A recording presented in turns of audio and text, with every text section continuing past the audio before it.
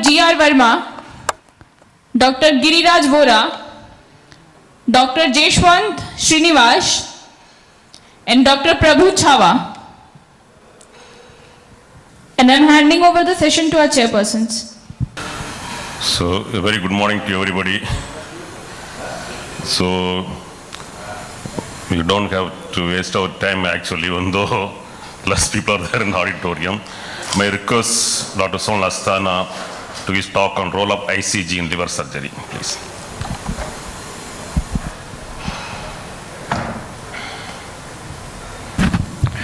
Thank you, Dr. Jeswanth, for the very kind introduction, and thank you to the organizing committee of IASGCON for this invitation.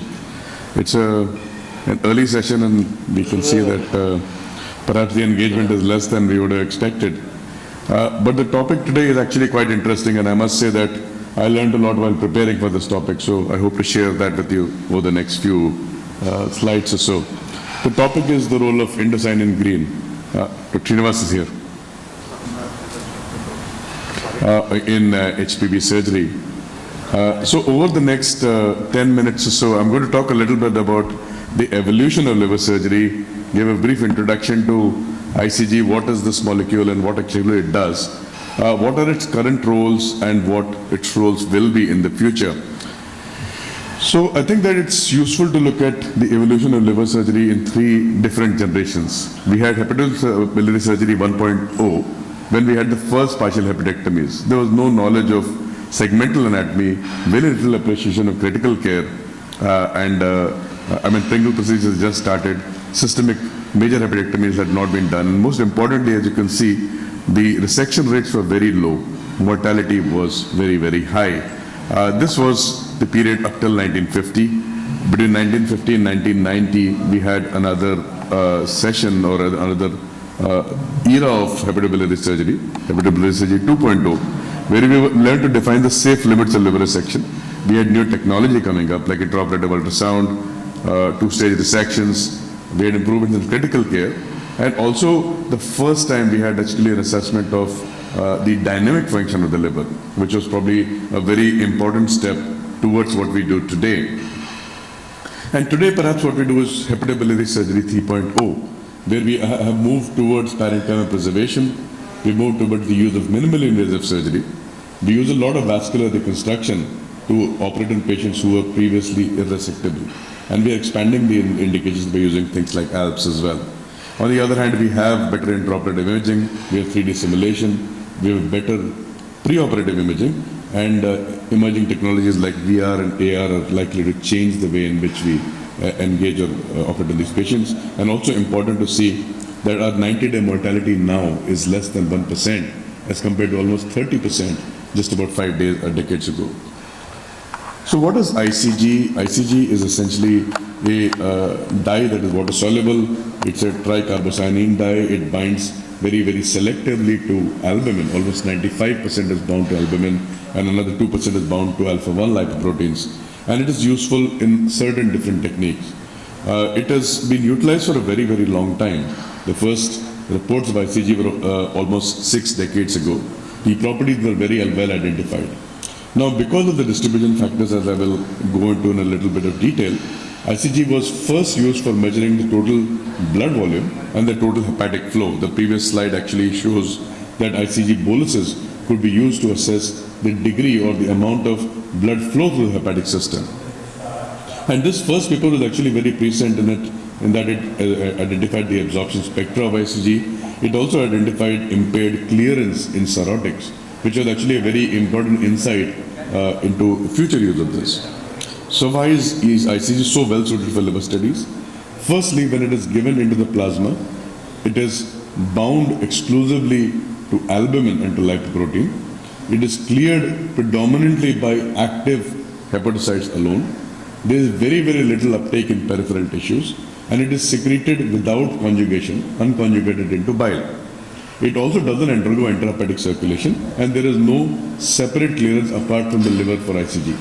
So this actually makes it a very perfect tool to study different aspects of liver function as well as liver imaging as well.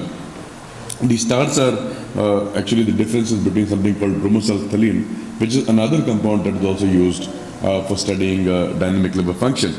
So as you can see in this slide, this is basically the ICG, what happens to plasma levels of ICG actually immediately after injection. You can see that there is a peak and there's a fairly predictable decline in the ICG concentrations over the first 15 minutes. There's a small bump later and then it actually tapers off. This is what a normal liver would do. So what are the uses?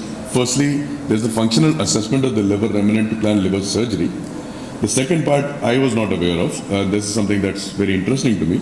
You can actually assess it in a very dynamic way to assess the degree of liver dysfunction and portal hypertension in cirrhotics.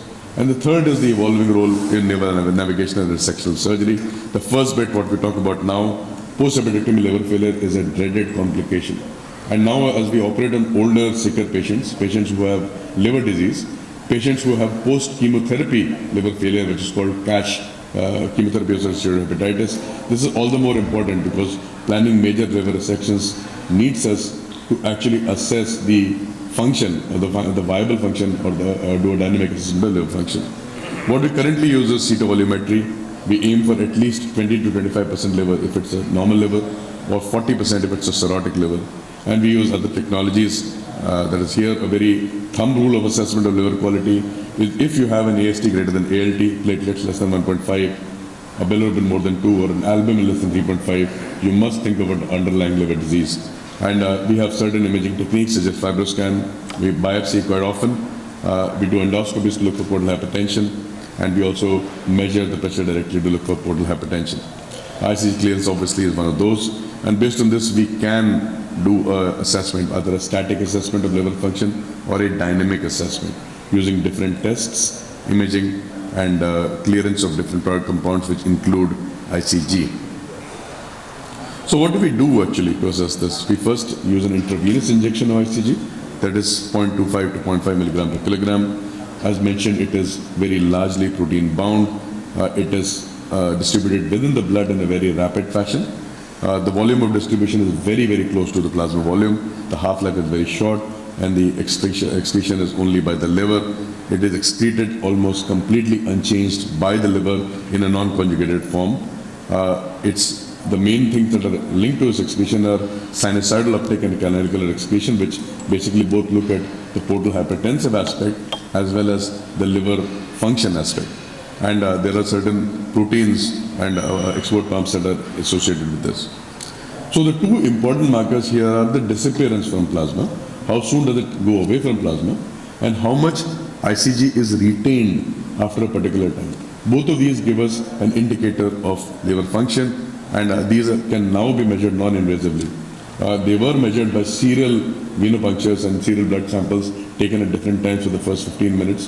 And ICT is, the fluorescence property would tell us what was the quantified amount of ICG in the blood. But now these can be measured by LEDs and sensors, very similar to what we do for SpO2 measurement. This is by a Lemon monitor, which is actually currently widely available in India. It actually gives us a graph, the graph that was plotted out of the ICG clearance.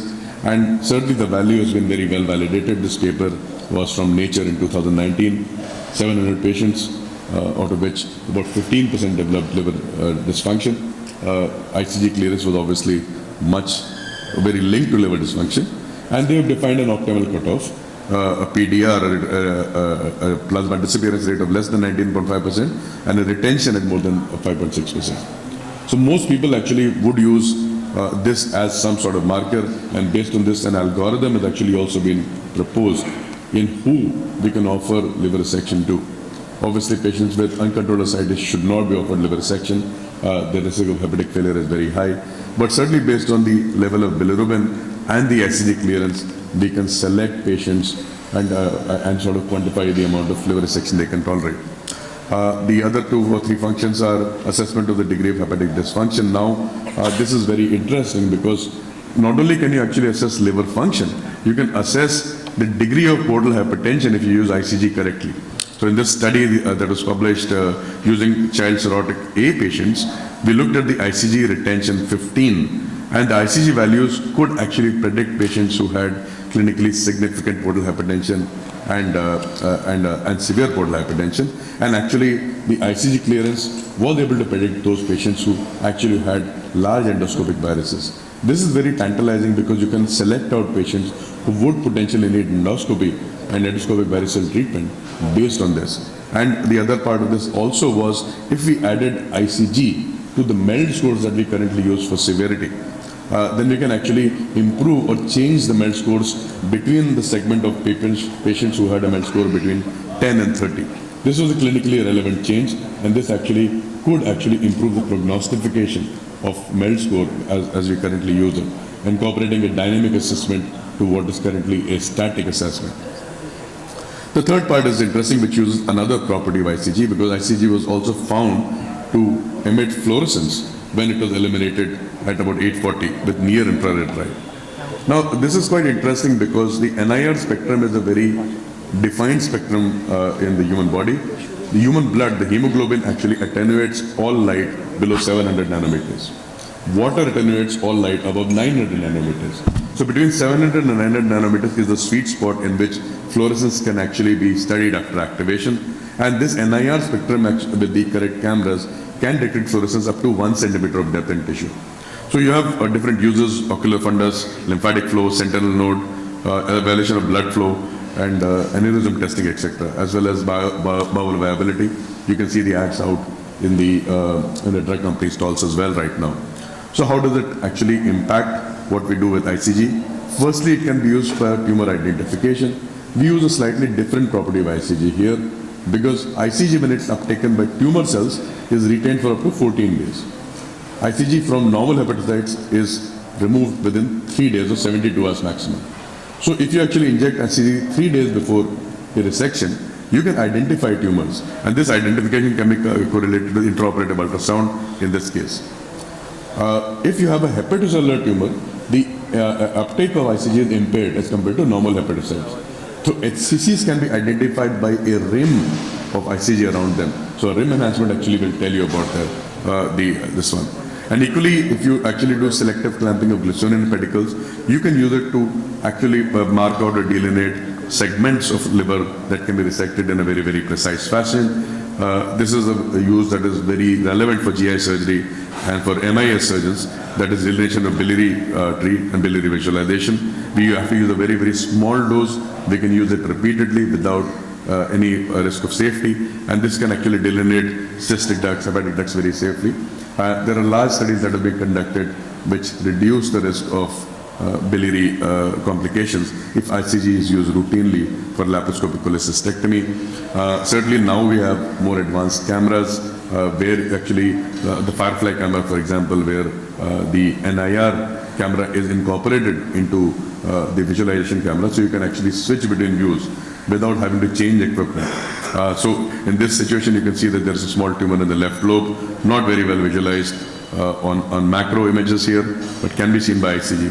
So if you switch between ICG and normal light, you can actually use this in a very effective fashion, which is currently being done in robotic surgery, and more importantly for living donor transplant. ICG is commonly used to visualize the biliary anatomy. This is usually a very complex anatomy, and it can be used in order to decide where the common hepatic duct can be divided in order to not disadvantage the donor. And that's my last slide. So basically, it's a safe and versatile tool. It is currently underutilized for liver resection in India at the moment, given that the tools are already available, and now we will see a larger use because of its other functions such as fluorescence using and the widespread adoption of MIS and robotics. Thank you.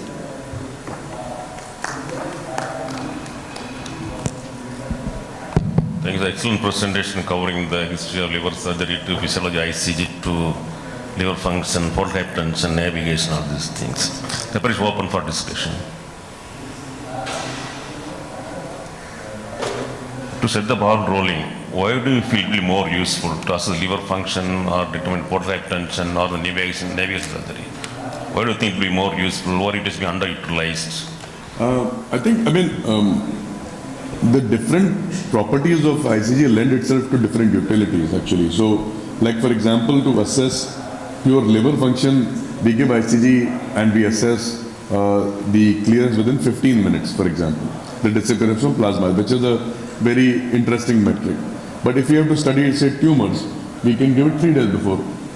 Again, there is a positive and negative staining, right? So, for example, if you're deciding on the degree or the line of demarcation where you want to divide your liver, transactional liver, then you might actually choose to use positive staining. So, in that case, you give ICG before the operation, after clamping of a glycerin pedicle, and the dark part is the part that you actually remove, right? So, basically, you're using positive and negative staining in that situation. And the third part is, in biliary systems, you use a very, very small dose, and you can use it very repeatedly.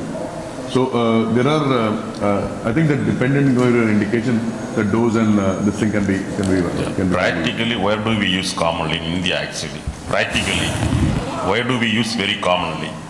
Currently, I think with MIS and robotics, it's perhaps more used in robotic surgery and MIS surgery to visualize liver tumors, liver resection planes, as well as the biliary anatomy. That's the most common use. Where we underutilize is perhaps is in using it as a dynamic assessment for liver reserve. We are not using that as well because that technology is available. Can you use it at place of cholangiogram to resect the liver? Yes, definitely.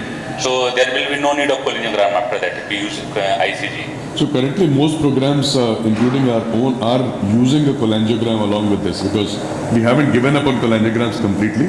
But certainly more experienced robotic programs are using this to the exclusion of doing a normal cholangiogram. So I think so then it will also save our time also because it will be easy. Yes, and you don't need to candidate the cystic duct and you don't need to do all those things. That's right. Okay. Yeah.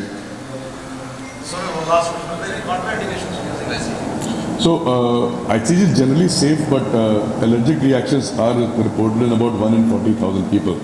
So at this time, nobody is doing sensitivity testing as far as I know, but it is largely safe.